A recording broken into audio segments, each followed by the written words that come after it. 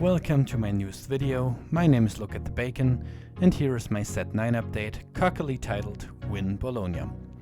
Of course, this title is a bit on the fun side of things, but who doesn't want to win a DLC, right? So what I thought to myself is, how can I win a DLC? What are the most important things that should be taken care of? And therefore I want to make a video about my findings. So at first I want to shortly talk about for whom is this video really? What is the target audience? A, it is for people who are still unsure what to play in Bologna. B, it is for people that are proficient with several different kinds of decks. And C, it is also for people who are so competitive that they really want to win, no matter how the costs are. Okay, so before we jump right into the deck list that I would recommend, let's try to correctly predict the meta for the tournament as best as we can, okay? And for that I want to show one of the oldest principles of all TCGs, the so-called triangle. We have aggro at the top, which beats control because it is too fast for control. We have control in the bottom right, which beats midrange. And we have midrange on the on the bottom left, that beats aggro because it can catch aggro and overtake it. And so these three cancel each other out and make a healthy meta. But if we take a look at the meta right now and at the meta shares that are currently existing, we have 4 top meta decks. And if we apply them to this triangle, we have this picture here. We have aggro with one deck that reigns supreme, which is Amber Steel aggro. We have midrange with one deck, which is purple steel, like a tempo version. Most versions are quite tempo oriented currently. And we have 2 main control decks right now, purple and green blue. Okay, and you say, Bacon, why are you so sure that these are the top 4 decks that are being played in Bologna? And this is quite an easy source to pull, because 1 week ago we had the results of the Summer League from Lore League Italia, which are only Italian players as far as I know, and 365 players competed. And here we have accumulated control lineup that was brought of 52.5% of all decks that were brought were purple or green blue. This is the meta share of the whole Summer League 2025, which is the logo right here. And then they had a tournament for this as well, in Italy as well, also hosted by Lore League, but as well as hosted by Lorcanita, the LNC, the so-called Lorcana National Cup in Italy. And it also featured purple and green blue with 49 plus 6 is 55% of the meta share. So my prediction is, as you can of course see for yourself, that the majority of players will bring a control deck like purple or green blue. And you say, but Bacon, aren't you disregarding the tournaments of last weekend? Because we had 2 10Ks and 2 CCQs there. No, I'm actually not. I can show you the findings here. This is the Nexus Lone Star Open 10K from Sunday. And if we scroll down, we had purple with 31% and green blue with 21%, so 52% meta share again. The Lone Star 10K from Saturday, scrolling down, purple and blue green control with 46% accumulated. Then we have the Cardiff CCQ with 321 players, sitting at 59% control decks, and the Stockholm CCQ with 128 players, sitting at 53%. So 3 out of 4 of these tournaments are over 50%, and of course the lower league, Italia, were both over 50% control decks in the league itself and in the final tournament, the Lorcana National Cup, where the 51 players attended. So the thing I'm asking myself is, why should I bring anything else than aggro now?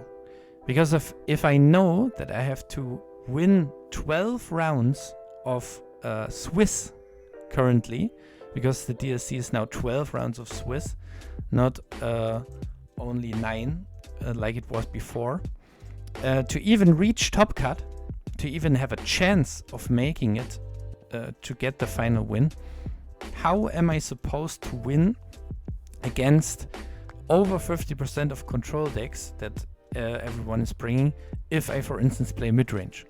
Then I'm digging my own grave, because I have to build this deck so fast and with so much instant lore gain that it loses to aggro again, because I don't have enough mid-range tools anymore to catch them. And so, yeah, in my opinion, Purple Steel is the worst spring currently, and an aggro deck is the best spring. And now you will probably say, okay, that could be true, that could all be well and good, but what are some other advantages of bringing aggro aside from maybe predicting the meta a little bit? And I have gathered some points for you. The first thing is that if you play aggro in a best of 3 tournament, which is mandatory right now for all DSCs, you will much fewer times run into the case of overtime. If you bring Blurble or Green Blue and you face mirrors all the time by chance, then you will run into overtime several times. I will guarantee this.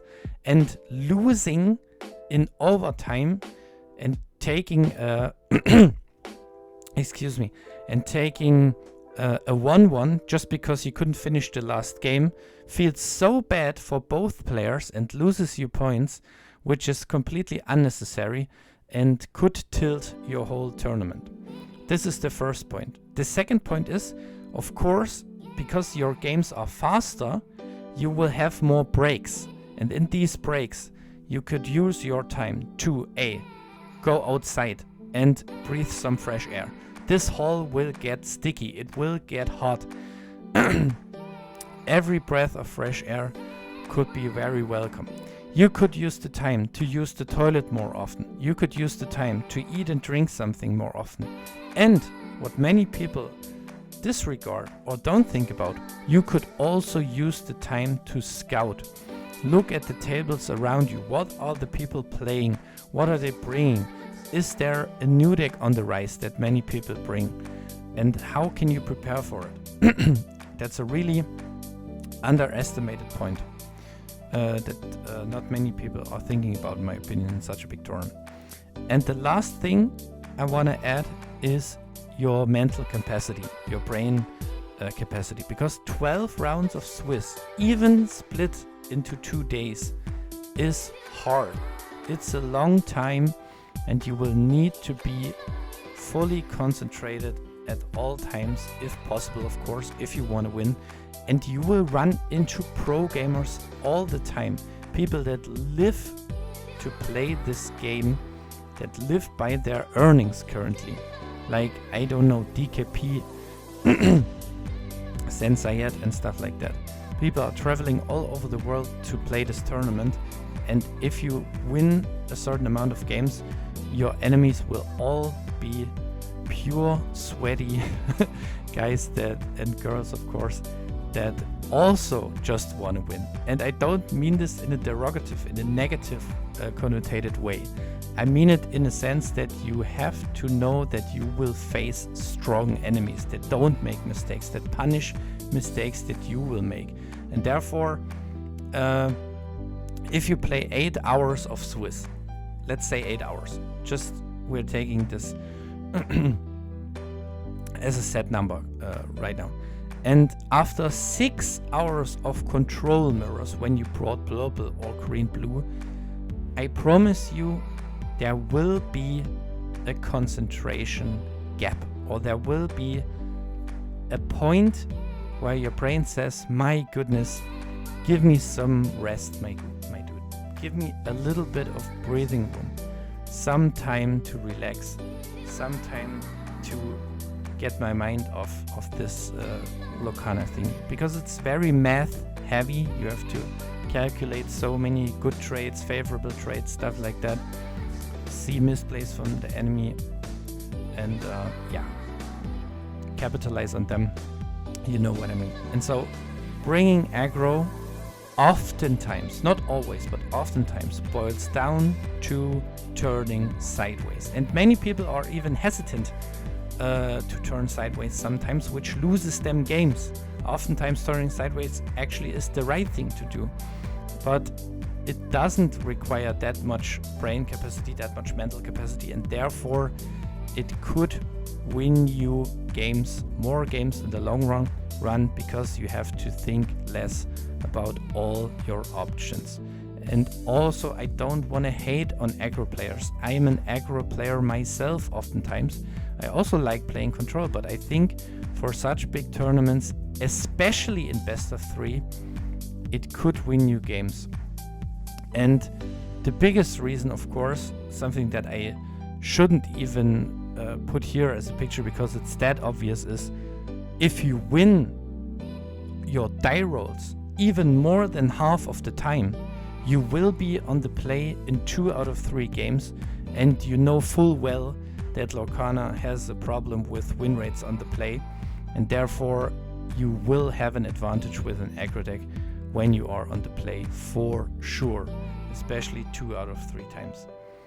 And that is why an aggro deck is also a good pick. So now you could look at all color combinations and say, oh my gosh, what aggro deck should I bring? What is the best one? We have seen it in all these tournaments. We have seen it from Sky's Victory 2 weeks ago, which is also a famous Lorcana player. It should be Amber Steel. Of course, you could bring Chernodog or you could bring Kiwi Birds. All well and good, but in my opinion, Steel has the best removal right now in cannons and in strength, and therefore, why shouldn't we use it if we have the chance to do it? So my full recommendation, 100%, is to bring Amber Steel aggro. And let's show you my list. Let's go into the nitty gritty right here. I have currently 20 uninks in this deck and 40 inkables. I have 4 actions, 5 songs, and 51 characters. And so let's see what I put into this deck. For the 1-drops, we have 4 Aurora Holding Court, 4 Rhino 1/16th Wolf, 3 Mulan Disguised Soldier, and 2 Daisy Duck Donald State. So these are 4, 8, 10, 13. This is, in my opinion, the perfect amount. 13 is definitely enough. You can go higher, you can go 14, 15, 16, all well and good, but 13 is amazing to scrape a little bit of this low end and get a little bit more top end into this aggro deck. And to always still have a 1-drop for sure. For the 2-drops, I have 4 Penny Bolts Person, 4 Doc Bold Knight, 3 Nala Undaunted Lioness, 2 Calhoun Marine Sergeant, and 1 Prince Vigilant Suitor. So these translate to 4, 5, 6, 7, 8, 9, 10 playable 2-drops on turn 2 and 4 dogs for refill when you need them. Then my 3-drops are 4 Lady Family Dog, 4 Tiana Restaurant Owner, 4 Pete Games Referee, and to close out the game 4 Rhino Power Hamster, also being able to shift, especially good for the mirror, for Pluto guard dog, and for Darling Deer, beloved wife. To round out the deck with actions, I have 4 cannons, 4 strength, 4 removal, and 1 Be Our Guest, which serves as a 5th dog. Now let's talk about my choices, why I built it the way I built it. In my opinion, 20 uninkables is the maximum that you should run. You can go 21 or 22 or 23, but even with Mulans, it becomes a little bit greedy, in my opinion. And therefore, I thought about, okay, what do I need to play as 4-offs for sure? And Tiana is just too broken not to play her 4 times right now. She is the heart and soul of the deck. She's everything you want currently. And therefore, 4 Tiana is key in my opinion. And also, Cannons has overperformed like crazy in my testing. It is amazing to snipe the enemy 1-drop so that the green-blue decks cannot sing Enter the Sea anymore. It is amazing to snipe the Basil from Blurple so that they can't support their tap Elsa anymore and clear something with 4 willpower of yours. And it is absolutely stunning to snipe illusions in all purple decks, like the Cobra, Diago and stuff like that. It's just so much value, and not running 4 currently, in my opinion, is just a mistake.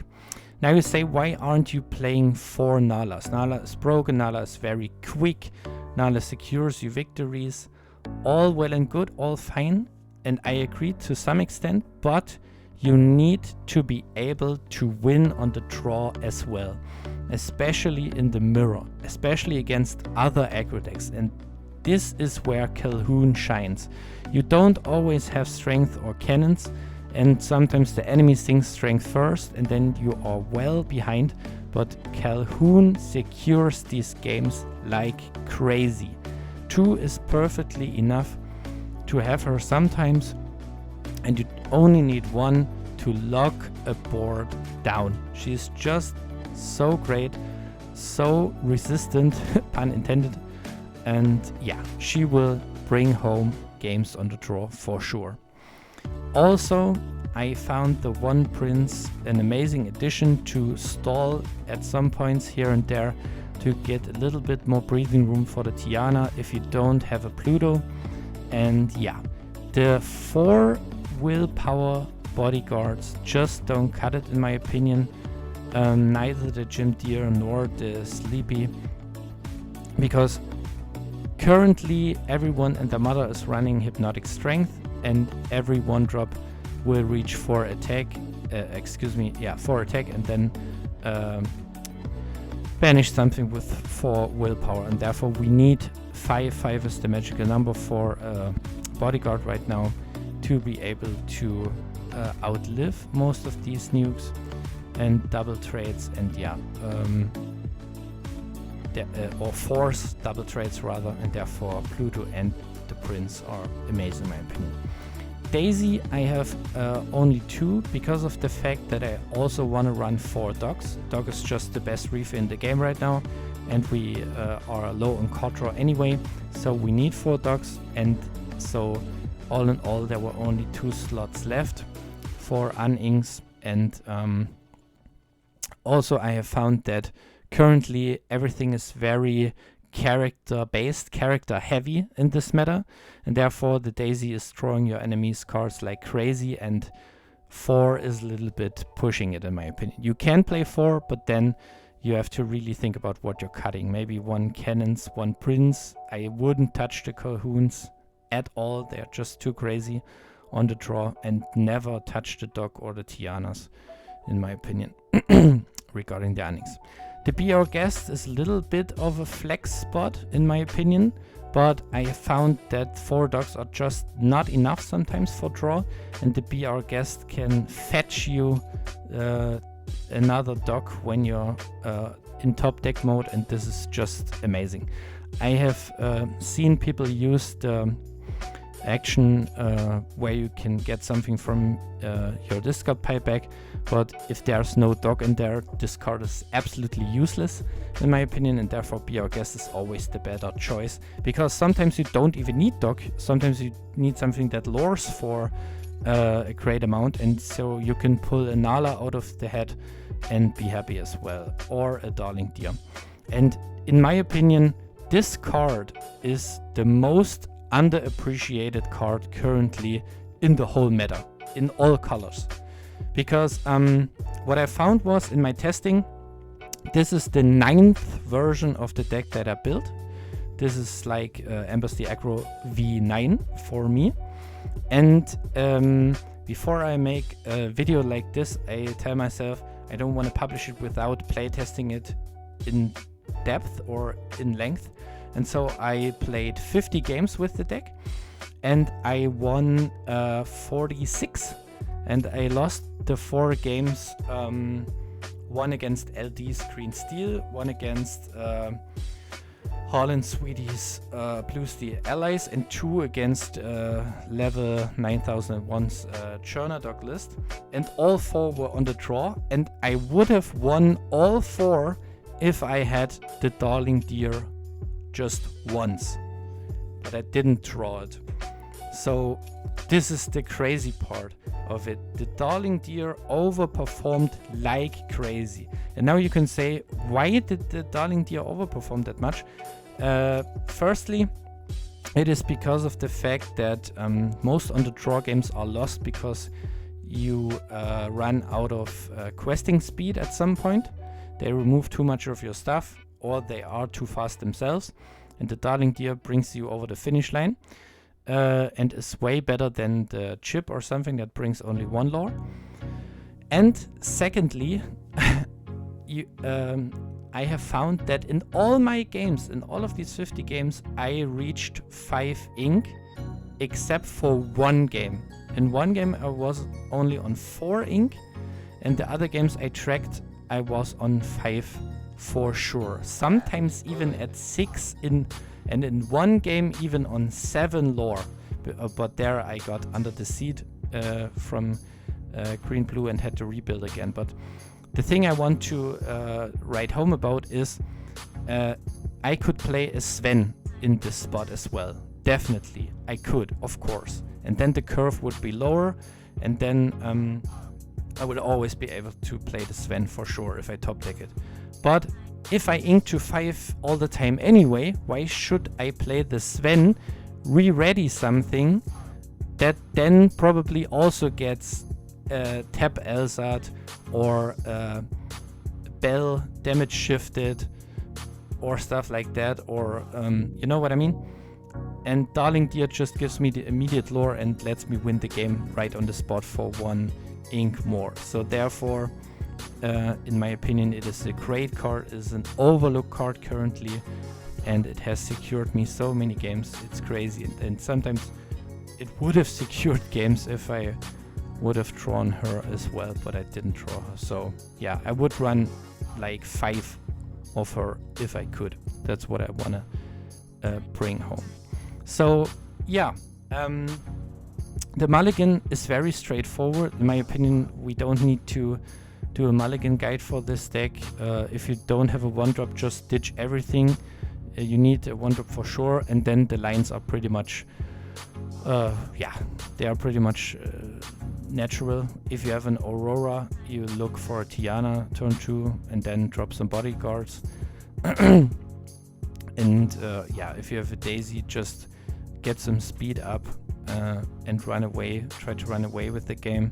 If you are hard on Annings, try to get a Mulan off to out brick your hand a little bit, stuff like that. It will become natural to you.